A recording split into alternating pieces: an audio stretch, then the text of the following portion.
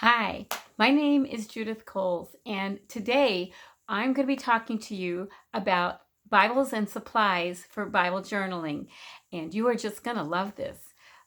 Like I said, my name is Judith, and I blog over at His Unmeasured Grace, where I help women who are moms to just find hope and grace in the mom life. And I've been blogging for 8 years, and here I am on YouTube. So I am first going to go through some Bibles.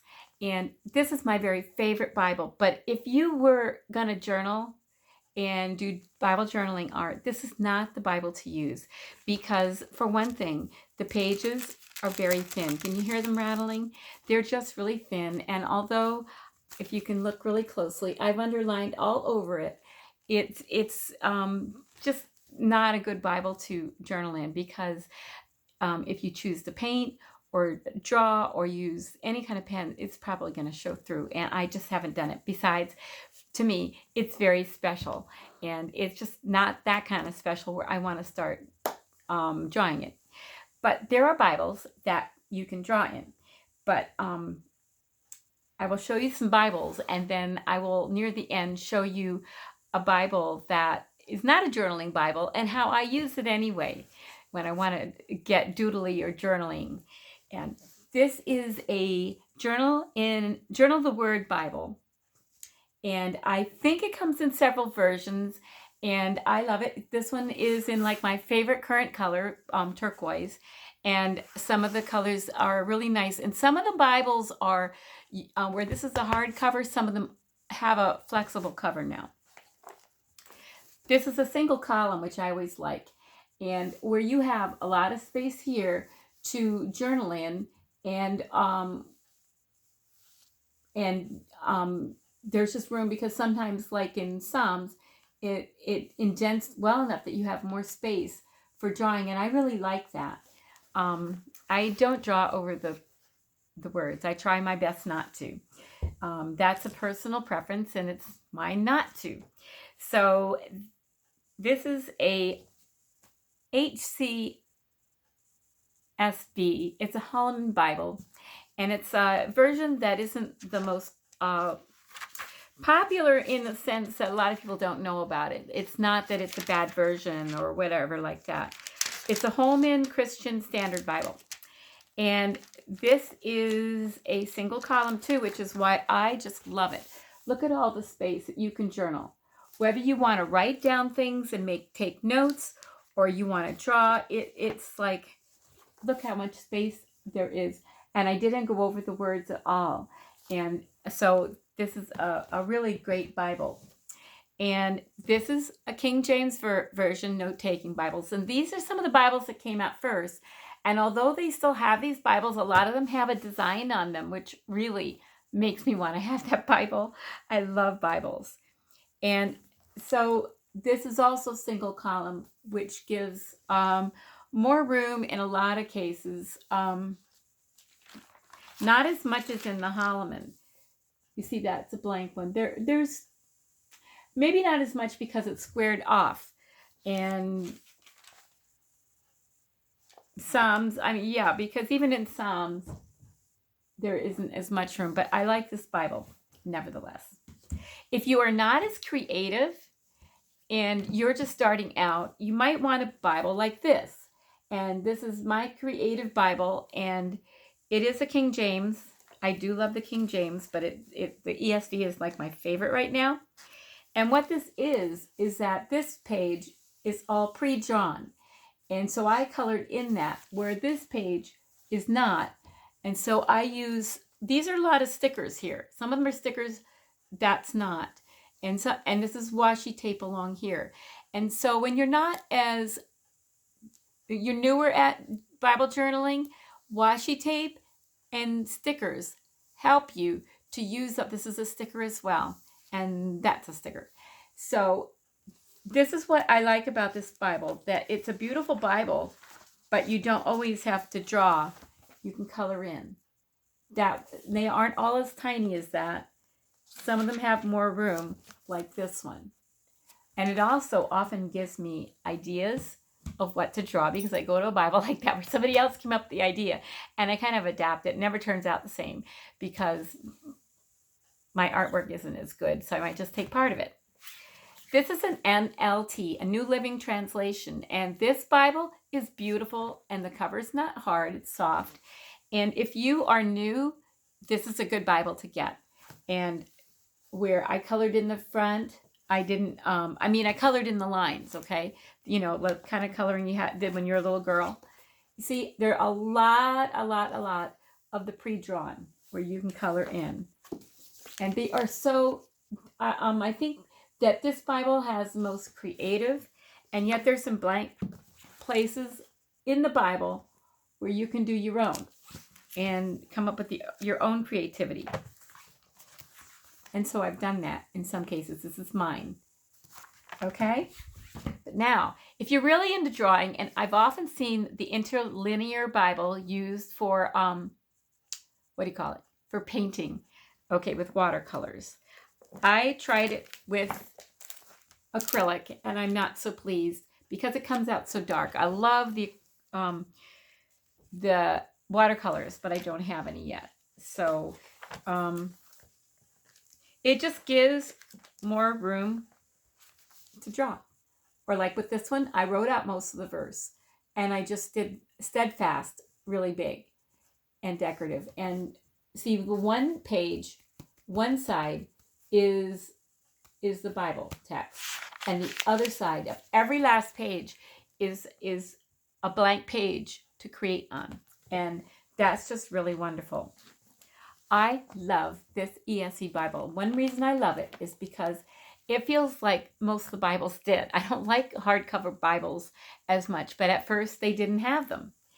And see at the front of this, I made a little, I can put prayer requests or cards in this envelope. Anyway, that's beside the point. This Bible is a little smaller, so it's a little bit easier to carry, but yet I find that the space to draw is adequate. One reason it's adequate is because I often don't have any ideas enough to fill up all that space, because that's the problem I have with the Interlinear Bible. I found that there's so much space that it's not my favorite place to draw.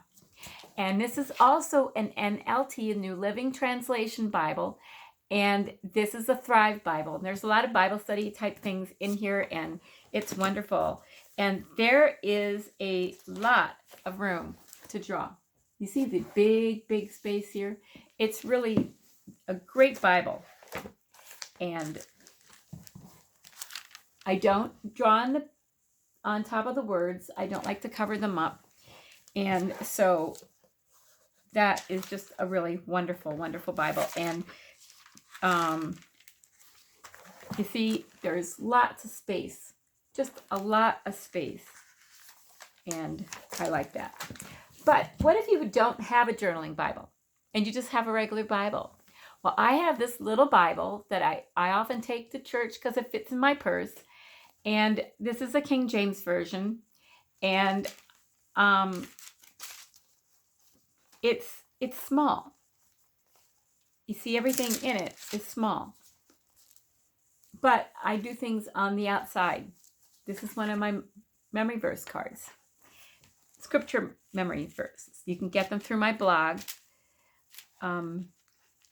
Anyway, you see, you can do things like this, but I have somewhere in here,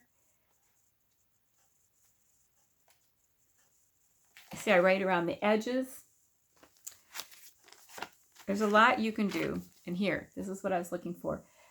This is micro journaling. That's a little picture, and I did the little palm leaves around the edge.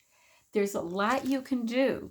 Besides, I love to underline and like block it out like that, and then color it in with a twistable. So I want to show you some of the other kind of supplies. That's Bible supplies. And you need that in order to journal, because you're going to do it in your Bible or you're going to do it in a notebook. And I'm not going to show you notebooks today that I like. I don't use these pens so much. These ones are the Tombow pens, and they have tips like this. Okay, maybe that, show it there. And I like these if I'm doing it into a notebook or an art book. But in my Bible, I think they would bleed through. And these are calligraphy pens. And I don't do a lot of calligraphy, and I would probably do more if I had a black one. And so one side is thick and the other side is thinner. It's still got like a square type of tip, if you can see that. They're excellent for calligraphy. And micron pens are my friends. Okay, most of them are black. I like them, but they come in blue if you get a pack, or purple.